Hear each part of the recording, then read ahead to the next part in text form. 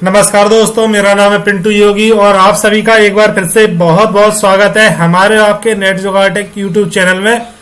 Friend, आप में से ही हमारे कुछ दोस्तों ने यह पूछा था कि सीएससी से इनकम सर्टिफिकेट, कास्ट सर्टिफिकेट और भी विभागों का काम कैसे करते हैं, आप इसके बारे में वीडियो बनाइए, इसके बारे में बताइए कि हम सीएससी से कैसे आय और मूल निवासी प्रमाण पत्र को बना सकते हैं।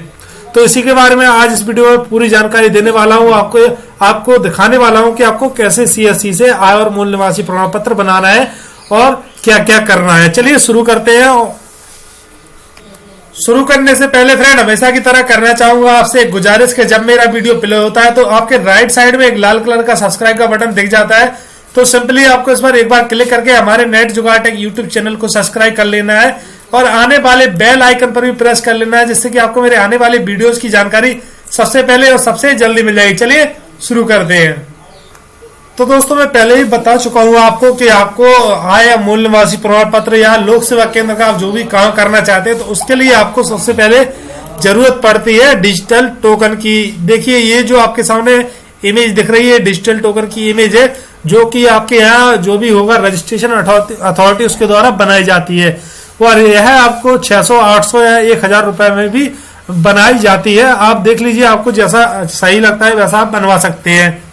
तो सबसे पहले आपको इसकी आवश्यकता पड़ती है, उसके बाद आपको कुछ सॉफ्टवेयर का इंस्टॉलेशन करना पड़ता है। इसकी अधिक जानकारी के लिए आप मेरे पिछले वीडियो को देख लीजिए, जिसमें मैंने आपको बताया था कि आपको डिजिटल टोकन को कैसे यूज करना है, तो वहां से आपको इसके इस्तेमाल करने की जानकारी मिल जाएगी। चलिए फ्रेंड, हम सीधा चलते हैं लोक सेवा केंद्र की वेबसाइट पर और शुरू करते हैं आय और मूल निवासी बनाने का काम। तो फ्रेंड देखिए, सबसे पहले आपको जरूरत पड़ती है इस तरह के एक फॉर्म की, लिखा हुआ है स्थानीय निवासी हो तो 100 प्रमाणित घोषणा पत्र अस्टाम्पित कागज पर। ये आप देख रहे होंगे, कुछ इस तरह के फॉर्म की आपको आवश्यकता पड़ती है। जब आप कैंडिडेट का स्थानीय निवासी आय प्रमाण पत्र बनाते हैं तो यह जो आपको सेल्फ डिक्लेरेशन फॉर्म दिख रहा है, ये आपको कैंडिडेट से भरवाना है। और आप देख पा रहे होंगे एक फोटो का ऑप्शन आपको दिया जा रहा है, जो कि आपको कुछ इस तरह से दिख रहा होगा। तो यहाँ पर आप कैंडिडेट की फोटो लगाएंगे और उस पर आप, मैं बता दूं आपको, आप अक्रॉस इन द फोटोग्राफ ऐसे इस तरह से सिग्नेचर करवाएंगे। और उसी तरह फ्रेंड हम नीचे की तरफ जाएंगे, तो नीचे की तरफ हम ऐसे लास्ट पेज के लास्ट में जाएंगे, तो आपको ऐसे ही लास्ट पेज के लास्ट में यहाँ पर मैं आपको दिखा रहा हूँ, यहाँ पर कैंडिडेट के सिग्नेचर भी करवा लेने हैं। उसके बाद हम नीचे की तरफ स्क्रॉल डाउन करेंगे तो आपको एक पेज और दिख जाएगा फॉर्म में, जो कि आपको पूरी तरह से भरना है और यहाँ पर कैंडिडेट के सिग्नेचर करवाने हैं। यहाँ पर कैंडिडेट का नाम भरना है, यहाँ पर पिता का नाम भरना है, यहाँ पर उसका वो भरना है जो जिस वर्ष में हुआ है, पैदा हुआ था। यहाँ पर आपको कैंडिडेट का एड्रेस फुलफिल करना है। उसके बाद हम नीचे ही ऊपर ही बता देते हैं आपको क्या करना है। देखिए फ्रेंड, हम ऊपर की तरफ आ गए हैं तो आपको मैं बता देता हूँ, यहाँ पर आपको दिख रहा होगा कैंडिडेट का नेम भरना है, उसके बाद पिता का नाम आपको यहाँ पर भरना है कैंडिडेट का, और कैंडिडेट की उम्र यहाँ पर भरनी है। कैंडिडेट का आपको एड्रेस भर देना है, किस गांव विलेज क्या है पूरा एड्रेस वो भर देना है। अगर कैंडिडेट शादीशुदा है तो उसकी पत्नी का नाम भरना है, उसकी आयु भरनी है और उसके बाद नीचे की तरफ स्क्रॉल डाउन करते हुए यहाँ पर आपको बच्चों के लिए भरने के लिए मिल जाएगा। देखिए, जैसे ही हम नीचे की तरफ स्क्रॉल डाउन करते हैं तो यहाँ पर आप देख पा रहे होंगे, यहाँ पर बच्चों का नाम भरना है, जो 17-18 वर्ष से नीचे है उनकी उम्र भरनी है। ऐसे ही आपको भरते जाना है। अगर फ्रेंड आप इसमें कोई ज्यादा स्पेस चाहते हैं और 4 या 5 लोगों का परिवार है तो आप यहाँ से बढ़ा सकते हैं इस फॉर्म में। ये फॉर्म मैंने अपने लास्ट वीडियो के डिस्क्रिप्शन में भी इसकी लिंक दी हुई है और यह फॉन्ट 0:10 में बनाया गया है, तो आप इसे 0:10 में, हिंदी क्रूतिदेव 0:10 में सिलेक्ट कर सकते हैं। उसी तरह नीचे की तरफ आएंगे तो यहाँ पर आपको दिख रहा होगा मकान नंबर, मोहल्ला, ग्राम, तहसील, जिला और किस वर्ष में पैदा होगा, और यहाँ पर आपको सेम एड्रेस भर देना है। आप देख पा रहे होंगे। इसके बाद आप नीचे की तरफ स्क्रॉल डाउन करेंगे तो स्क्रॉल डाउन करते हुए आप नीचे की तरफ आ जाएंगे तो ये आपको कैंडिडेट से जानकारी पूछकर भरनी है। अगर वो या उसका पिता या कोई भी, मतलब जो उनका आप बना रहे हैं, उनकी डिटेल यहाँ आपको पूछकर भरनी है। अगर कोई नहीं है तो आपको ऐसे खाली चिन्ह यहाँ पर लगा देने कुछ इस तरह से, जैसे मैं आपको बता रहा हूँ। ऐसे आपको अपने पेन से खाली चिन्ह लगा देने हैं, जैसे कि यह निरंक हो जाता है, निल हो जाता है। ऐसे ही आपको नीचे की तरफ जाना है, नीचे की तरफ भी आपको ऐसे ही जानकारी भरनी है। ऐसे ही फ्रेंड आपको ये जो आय प्रमाण पत्र का फॉर्म है आपको ये मिल जाता है और आपको इसमें भी ऐसे ही जानकारी भरनी है। आप ये देख पा रहे होंगे, आपको इसको भी ऐसे ही भरना है और स्कैन कर लेना है। कुछ इस तरह से मैं आपको दिखा रहा हूँ। फ्रेंड अगर आप आय प्रमाण पत्र बना रहे हैं तो आपको आय प्रमाण पत्र के पूरे A4 साइज पेज को कुछ इस तरह से स्कैन करके सेव कर लेना है, समथिंग 200 KB के लगभग में। इसे स्कैन करके एक ऐसे फोल्डर बना देना है। मैं आपको दिखा रहा हूँ, जैसे कि मैंने ड्राइव में फोल्डर बना रखे है और यहाँ पर मैं बैक जाऊंगा तो आप देख पा रहे हो LS के लोक सेवा केंद्र के नाम से उसके अंदर फोल्डर बना रखे हैं, जिसका भी मैं आय प्रमाण पत्र मूल निवासी बनाता हूँ। तो जैसे अगर मूल निवासी बनाएंगे तो मूल निवासी में आपको क्या करना है, कैंडिडेट की कुछ इस तरह से फोटो डाल लेनी है, जैसे मैं दिखा रहा हूँ। ये फोटो है 14 KB से कम में होनी चाहिए। और ये जो कैंडिडेट का सेल्फ डिक्लेरेशन फॉर्म है, फर्स्ट पेज है, इसको आपको 200 KB से कम में स्कैन करना है। साथ ही साथ एक आपको आईडी प्रूफ भी दोनों तरफ से स्कैन करके आगे वाले पेज पर ही उसका प्रिंट निकाल लेना है और वहीं पर सिग्नेचर करवा के उसको ही फुल स्कैन कर लेना है। अब चलिए फ्रेंड, हम सबसे पहले डिजिटल सिग्नेचर कर लेते हैं। हमें कैसे करना है मैं आपके सामने करके दिखा रहा हूँ। यहाँ पर फ्रेंड आप देखते रहिएगा। देखिए आपको यहाँ पर एक मर्ज कंप्रेस फाइल की एक शॉर्टकट मिल रहा होगा, तो इस पर आपको एक बार डबल क्लिक करना है और इसे ओपन कर लेना है कुछ इस तरह से। और फ्रेंड इस तरह से कुछ ओपन हो जाता है। चलिए मैं ड्राइव को ओपन कर लेता हूँ। ये जो आप देख पा रहे हैं ई ड्राइव मैंने ओपन की, यहाँ पर एक LSK का फोल्डर इसे ओपन कर लिया है और मैं नीचे की तरफ स्क्रॉल डाउन करूंगा तो मैंने जो बनाना है मूल निवासी अभी, तो उस कैंडिडेट का फोल्डर कॉपी कर लूंगा जिसका मुझे मूल निवासी बनाना है। तो आप देख पा रहे होंगे ये कैंडिडेट का मैंने फोल्डर कर लिया और इसे कुछ इस तरह से सिलेक्ट कर लेना है। आप देख पा रहे होंगे मैंने कुछ इस तरह से इसे सिलेक्ट कर लिया है, जैसे कि आपके सामने दिख रहा होगा। आपको कुछ इस तरह से सिलेक्ट कर लेना है। सॉरी दोस्तों, ये गलत फोल्डर सिलेक्ट हो गया है। ये वाला जो फोल्डर है वो आपको सिलेक्ट कर लेना है। और फ्रेंड कुछ ऐसे सिलेक्ट कर लेते हैं जैसे आप, तो आपके सामने देखिए 2 फाइलें दिख रही हैं। मैंने एक जो है इसमें आईडी प्रूफ स्कैन करके रखा है और एक है वो मूल निवासी का self declaration form first page है। तो हम इन दोनों को कुछ इस तरह से सिलेक्ट कर लेंगे। आप देख पा रहे होंगे सिलेक्ट कर लेंगे। उसके बाद हमें क्या करना है, इन दोनों को मर्ज कर देना है। देख पा रहे होंगे आप, ये एक कंप्रेस का है तो आपको कंप्रेस पर नहीं करना है। और आप ये मर्ज देख पा रहे होंगे, यानी मर्ज आपको इन दोनों को जोड़ देना है। चलिए मर्ज पर क्लिक कर लेते हैं। देखिए जैसे हम मर्ज पर क्लिक करते हैं तो ये हमारे सामने सक्सेसफुली मर्ज द इमेज आ जाता है और एक नई इमेज बन जाती है जिसमें मर्ज फाइल आ जाती है। तो देख फ्रेंड आप देख पा रहे होंगे यहाँ पर हमारी जो फाइल है वो मर्ज हो चुकी है और मैं आपको यहाँ पर जूम इन करके दिखा रहा हूँ, इनलार्ज करके दिखा रहा हूँ। तो ये जो फाइल है हमारी मर्ज हो चुकी है।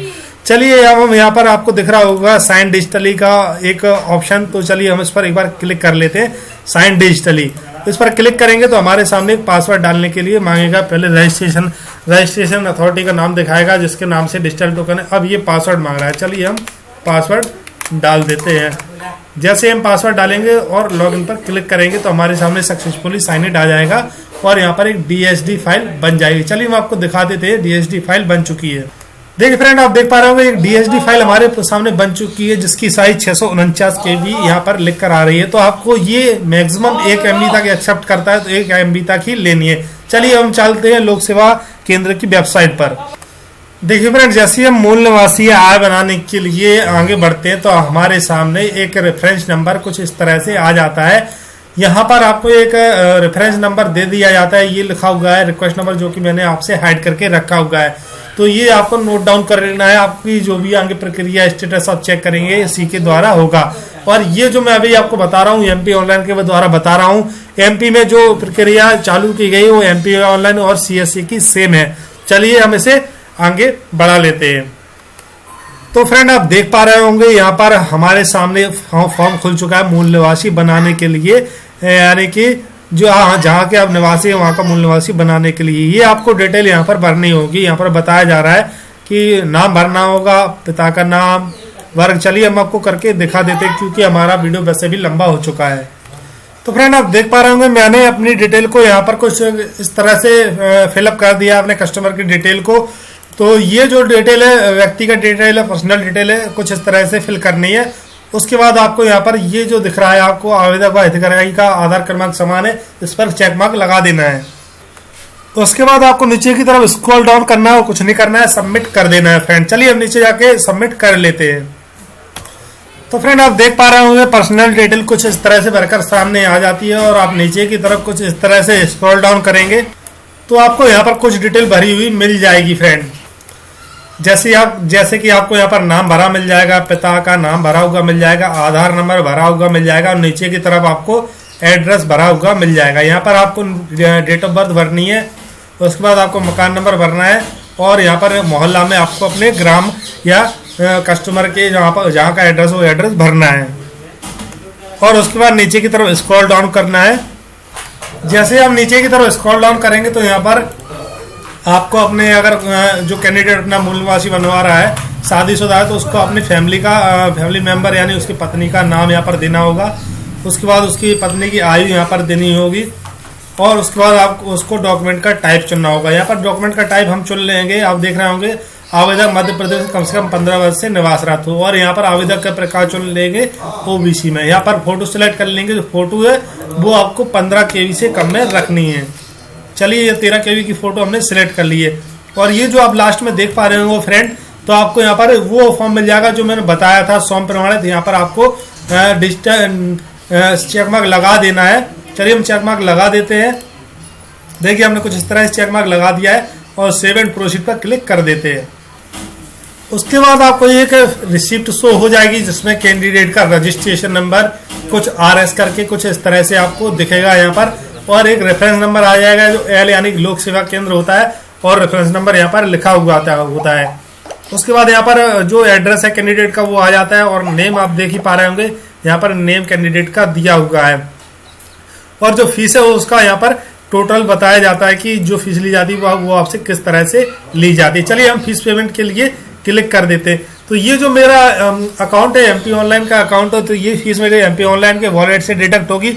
आपकी जो फीस है वो आपके CSC वॉलेट से डिडक्ट होगी। चलिए हम इसे पे आउट कर लेते हैं। देखिए हमने पेमेंट टू कंफर्म पेमेंट पर क्लिक कर दिया है और रीडायरेक्ट हो गया है।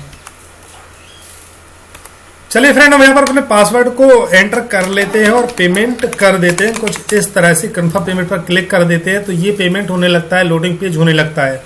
तो ये लोडिंग होगा कुछ इस तरह से हमारे सामने आ जाता है। अब हमें फ्रेंड क्या करना है, यहाँ पर आपको अपने बच्चों की डिटेल देनी है। अगर फैमिली है आपकी तो आपको यहाँ पर अपने बच्चों की डिटेल बतानी है।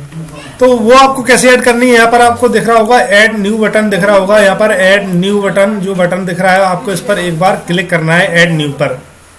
चलिए हम इस पर एक बार क्लिक कर लेते हैं। जैसे ही फ्रेंड हम यहाँ पर क्लिक करेंगे तो हमारे सामने देखिए ये ऑप्शन खुल गया। यहाँ पर फर्स्ट में नाम मांग रहा है जिस बच्चे का आप नाम जोड़ना चाहते हैं। उसके बाद मेल है या फीमेल है, यहाँ से आपको सिलेक्ट कर लेना है, पुत्र पुत्री। उसके बाद क्या उसकी एज है वो आपको आयु यहाँ पर डालनी है, वर्ष। अगर कोई मंथ उसके बकाया है या कोई कुछ महीने की हो चुकी है तो माह यहाँ पर डालने हैं।